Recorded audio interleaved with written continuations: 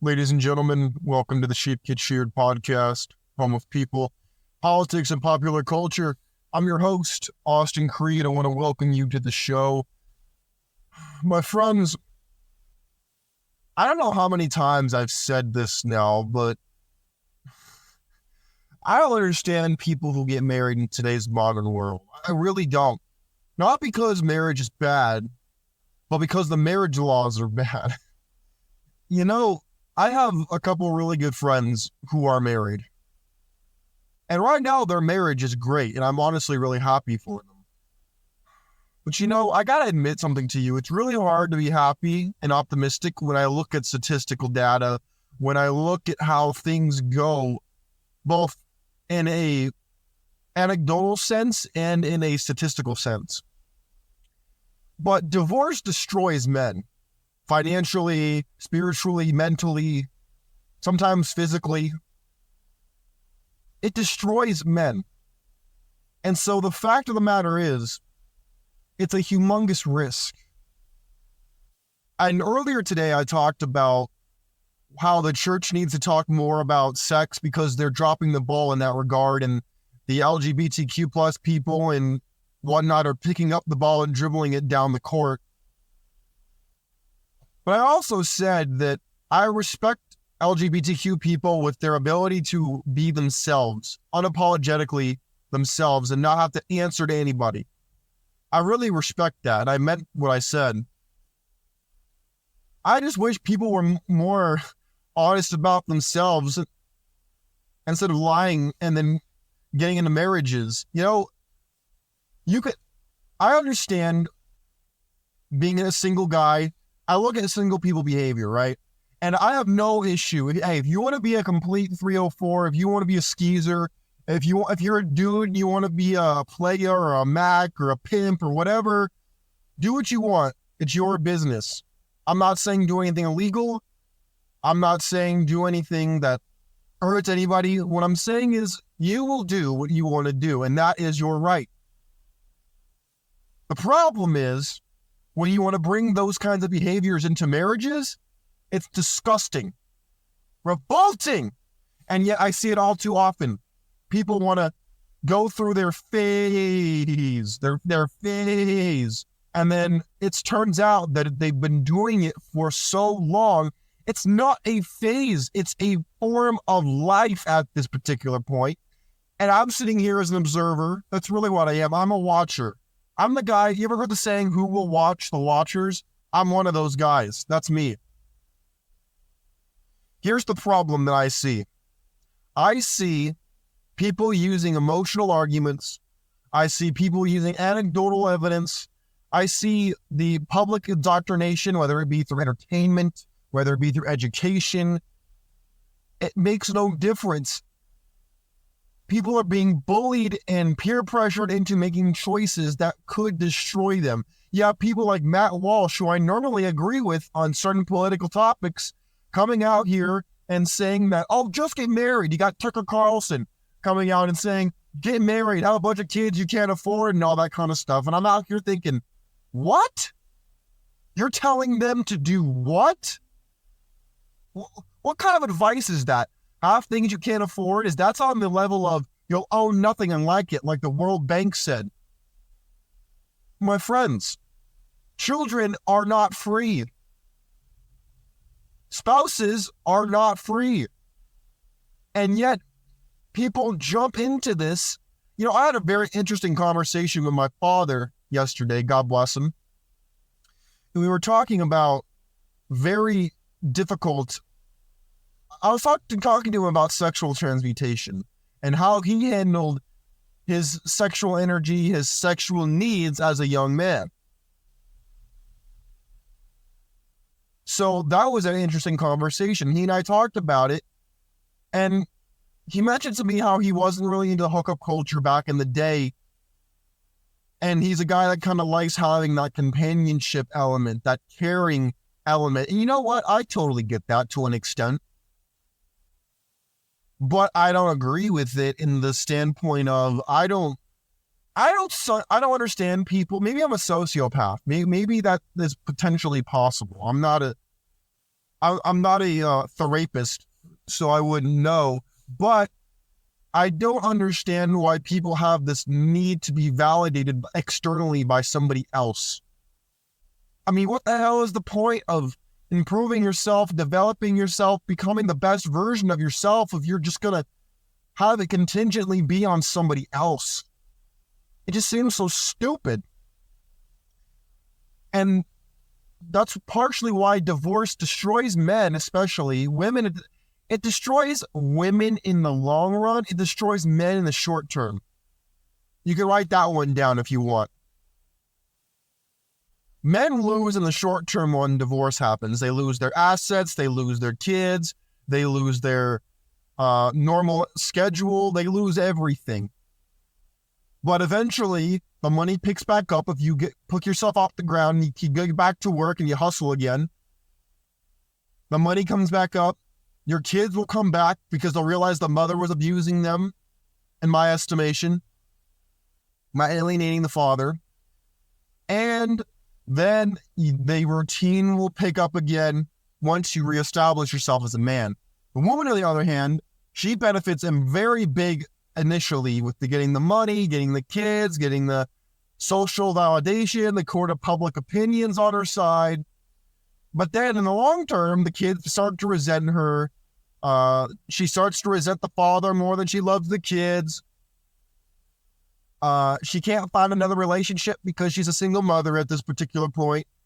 And any man of any self-respect and attraction will not entertain a single mother for a second. Here's the problem I have. If marriage works as intended, it is great. I wrote about it at length in my book, Biblical Bachelor. The problem is, statistically speaking, it is not the man who leaves the marriage. It is the woman who leaves the marriage. I believe it's 70%, if not 80%, of women are the ones who file for divorce. And that is why, on top of the fact that 304 culture is out of control, on top of the fact that women be lying because A, they want to survive, and B, because most men couldn't handle the truth. Let's just be real. Most of us couldn't handle it. What would you say to your wife if she came out tomorrow and she told you, oh yeah, I had a train ran on me one time. I took it running through the back door, the front door, and the window. And I was a complete skeezer back in the day. You probably see her differently, right?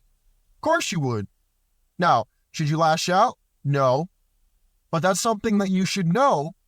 Problem is, they know that if they tell you that, your vision of them is going to change. And you know what's really interesting is I get this comment sometimes, whether it's on my YouTube channel or whether it's just in passing in person. People will be like, Austin, this is unfair. Why is it that men have a different standard than women? Why is it a man can sleep with a bunch of women and he's a Chad, and a woman sleeps with a bunch of dudes and she's a skeezer? Well, the answer to that question is, here's the answer to that question. If a woman walks outside and goes to the first dude she sees outside to have sex with her, his pants will be down before the conversation's over. If a dude does that, he's going to jail. Does that answer your question? If a woman walks out of her house completely nude, buck-ass naked, that people are gonna not probably call the cops on her. Dude walks out, he's on the list. He's in jail. He's probably gonna get shanked in jail. Does that answer your question? I mean, how is this even a topic? I don't understand people. They don't want to see reality. They want reality to conform to them. They want people to say, hey, this would benefit you the most, so we're going to make this reality. Not because it's actually true, but because it makes me feel good, that therefore it has to be true, and I'm not going to believe anything different. No, my friends. In fact, usually, if it is the most disgusting thing you've heard, it's usually true, or at least has more truth to it. The truth is rarely a pleasant thing. I hate to tell you that, but unfortunately, it's just a fact of reality. Another fact of reality is divorce is out of control And you as a man lose all, not just some, all leverage in a marriage. As soon as you sign the certificate, put the ring on the finger, all your leverage is gone. All your leverage is gone because you can't walk away no more. Walking away was your power. At any point, if she stepped out of line, did something you didn't like, you didn't get mad. You didn't have to hit her or hit the guy. You just walked away. But in the marriage, you can't just walk away. You can, but now there's an exit fee. There's an exit fee to get out of the club. Now you can't just say, "Oh, I'm just gonna ghost you and leave." You can't do that now. Now she got your ass.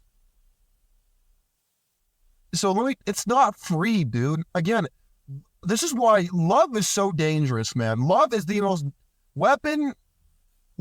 biggest weapon of mass destruction. And I stand by those words. As someone who studied Seabird weaponry, if you don't even know what I'm talking about, you're already behind.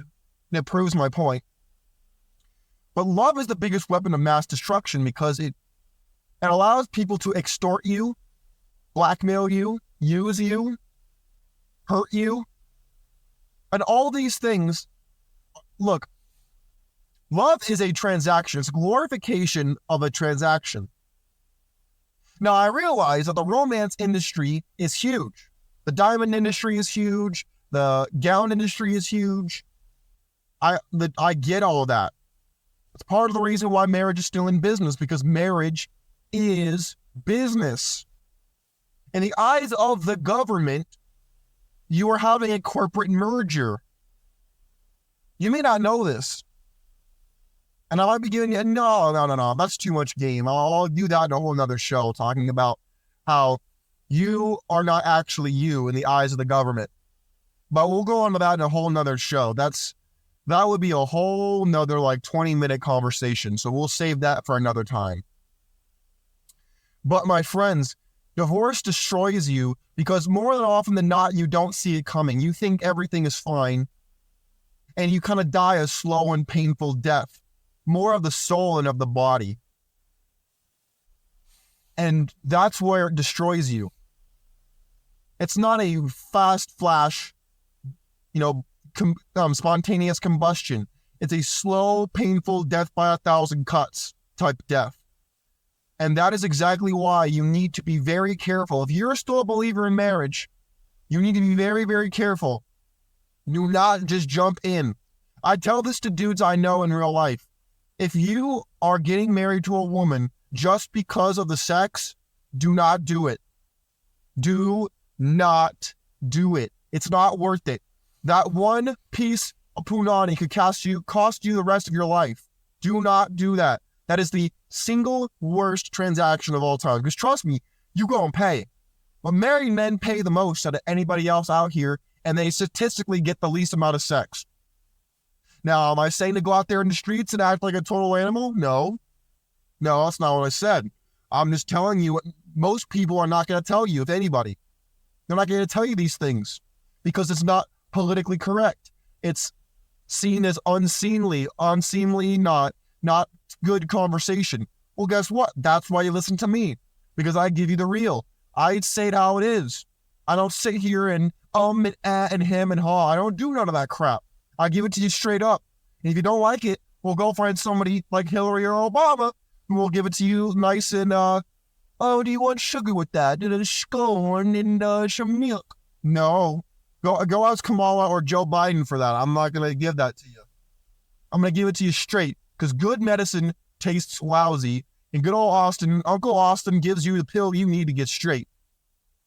So my friends, stay informed, stay vigilant, for God's sakes, and keep questioning everything, and don't drink the Kool-Aid like a schmuck. All right. If you like what you heard, you know where to find me already. It'll be in the description. I'm not going to be out here. Actually, you know what? No. My DMs are open on X at Sheep Get Sheared. Hit me up over there if you want. But my friends, please stay informed, stay vigilant, and question everything. Please, for your sake. I'm out. Peace.